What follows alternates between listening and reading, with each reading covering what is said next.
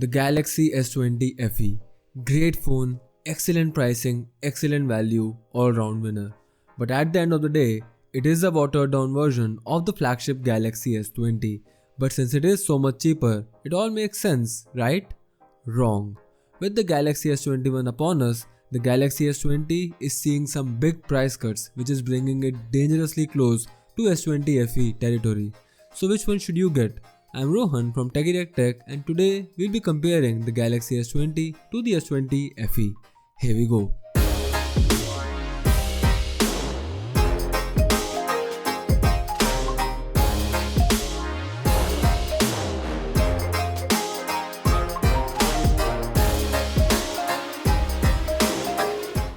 There's a lot to talk about when it comes to design and build differences between these two phones. Let's start with the materials.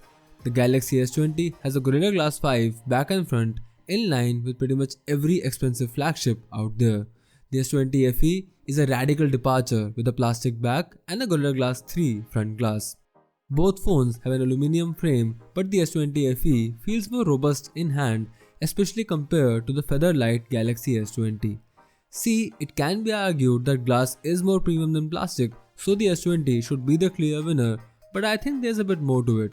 Plastic comes with a ton of advantages of its own, the biggest of which is that it does not shatter when dropped.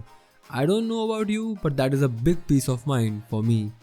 Glass looks cool and premium, but I would personally never carry it caseless, something that I did constantly with the S20 FE. What I'm trying to say here is that both glass and plastic have their own set of advantages and disadvantages, so instead of me telling you which one to pick, I would ask you to think about your usage and decide for yourself. Other than that, the S20 FE offers more color choices compared to the somewhat mundane options available for the S20. But overall, if you hold the Galaxy S20 in one hand and the S20 FE in the other, it is very easy to tell that the S20 is the more expensive and refined product. It just has that posh feel to it that the S20 FE somehow does not.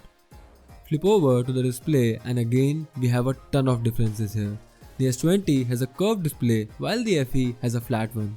Historically, I've always picked flat over curved, but this time around I'm actually going to go with the Galaxy S20.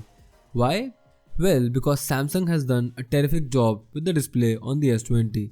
It is curved very slightly, which means that you get the premium look and feel of the curved glass while avoiding accidental touches and glare at the same time. The S20 FE has a standard flat display which looks and works great.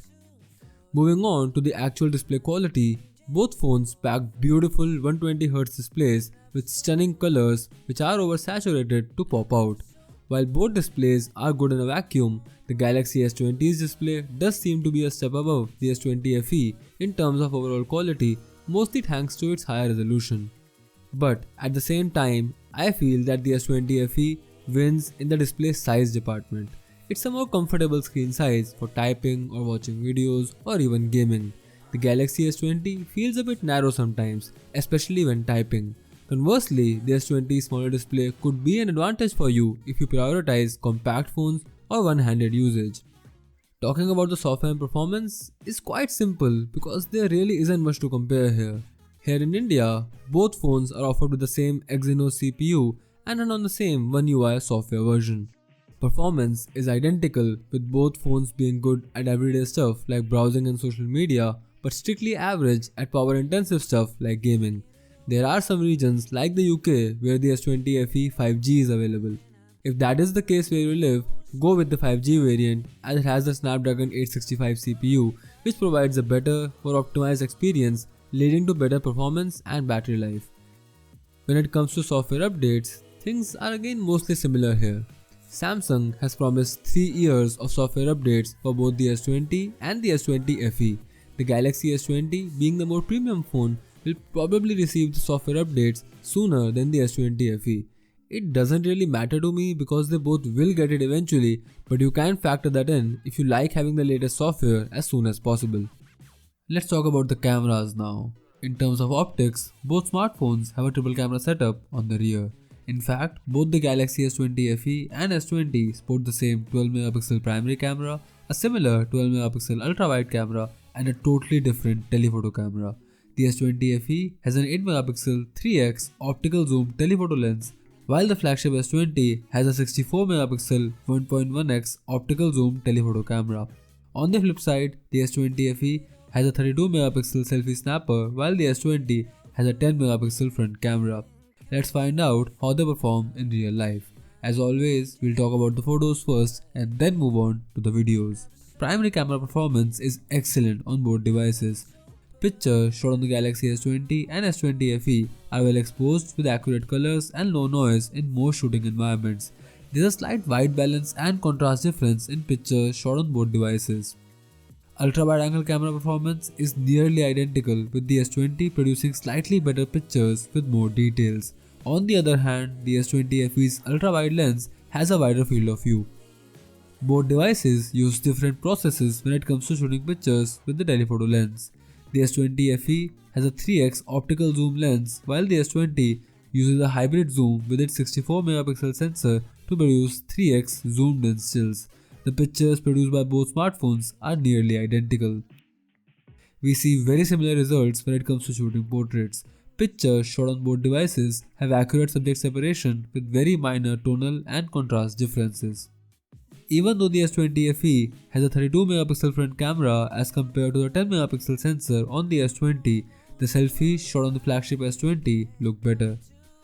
Moving to low light performance, the S20 tends to take pictures with longer exposure time, while the S20 FE focuses more on longer processing times rather than long exposure times. Nonetheless, both devices produce very good stills with minor color temperature variations and low noise. Moving on to the videos, when it comes to video resolutions and frame rates, both devices can shoot videos in 4K up to 60 FPS from the rear and front cameras. Also, the Galaxy S20 can shoot in 8K at 24 FPS from the rear camera. In terms of video quality, both smartphones deliver amazing video quality with high dynamic range, video stabilization, and accurate colors. In fact, most users won't be able to notice the difference in quality. The only differences lie in the subtle noise processing with the S20 FE in low light environments. Both devices have support for Samsung's Pro Video Mode and other features like HDR10+ shooting capabilities. To conclude, both devices have excellent hardware supported by Samsung's industry-leading image processing. This makes both the Galaxy S20 and S20 FE an excellent choice for both camera enthusiasts and casual users. So, if you're deciding between the Galaxy S20 and S20 FE, the entire camera experience should not be a factor since it is identical on both devices. The larger size of the S20 FE indicated that it should have better battery life than the comparatively petite S20, but that is simply not the case. Both phones have strictly average battery life in my usage experience, ranging from 4 to 5 hours of screen on time or roughly a day's worth of endurance. Both phones support fast wireless charging and both support super fast 25-watt wired charging. But here comes another significant difference. Since the S20 FE is the budget flagship, it comes with a 15-watt adapter in the box. That's it. In comparison, the Galaxy S20 is positioned as a top-tier phone, which means that it gets a better 25-watt adapter as well as a pair of AKG earbuds in the box. Do factor all this in when making your buying decision.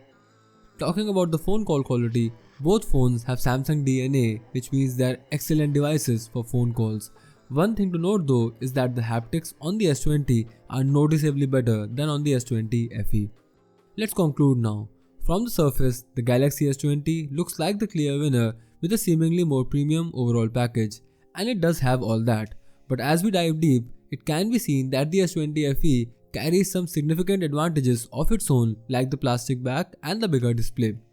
Now, I'm not going to tell you which one you should pick, but what I am going to tell you is that no matter which one you end up buying, you will be getting the top tier Samsung ecosystem experience. I hope this video helped you out, and if it did, help us back by liking this video, sharing it, and subscribing to our channel. This has been Rohan from TechieTechTech, and I'll see you in the next video. Bye.